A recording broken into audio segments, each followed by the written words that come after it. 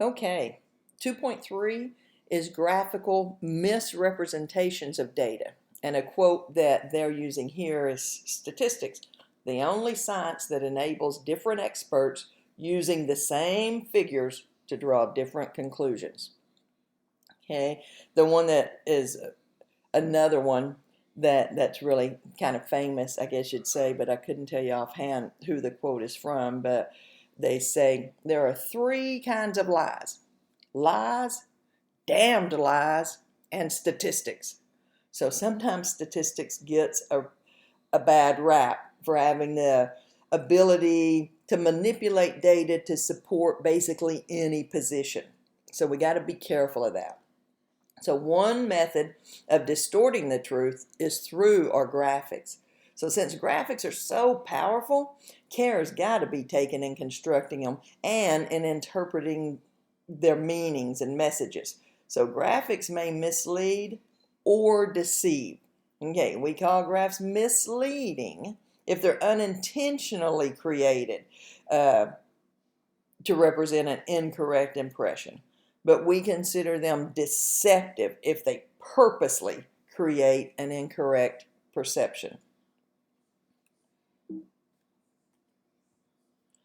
Okay, so here's an example. The most common misrepresentation of data involved the scale of the graph.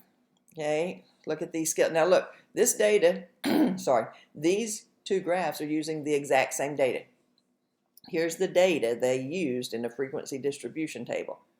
And here's two different versions of that data. Okay, increments between tick marks should be constant. So they are. Tick marks horizontally and vertically, right? So that's one of the first things we're going to check. And they are. And the scales for comparative graphs in particular, now this isn't comparative, it's just different representations of the same data. But if you have two comparative graphs and the scale is different, oh, that might be a clue that it was not just misleading, but deceptive. Okay, so a graph that begins at a higher or lower value than 0 can be misleading. Look, this one began at 0.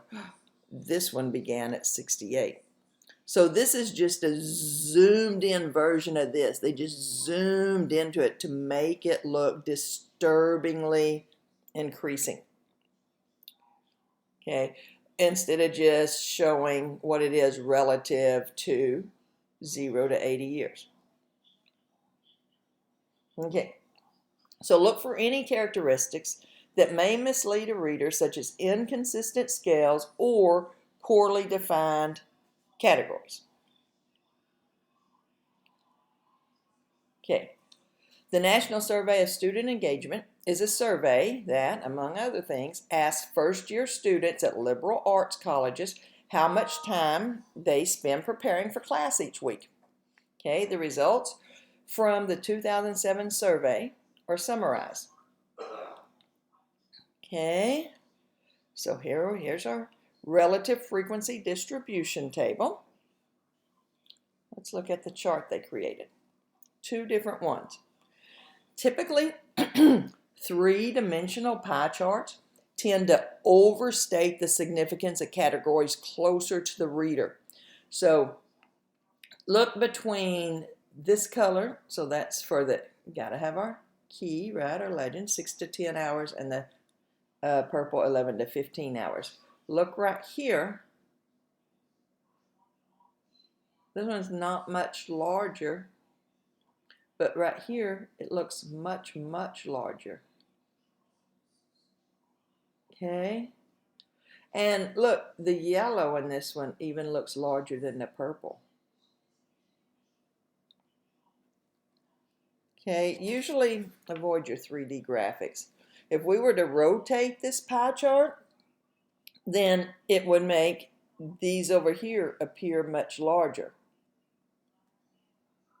Okay, so once again, these types of graphs should be avoided. And that's a lot of times today people can do that because we've got such great computer software that'll just create what looks like a very pretty chart.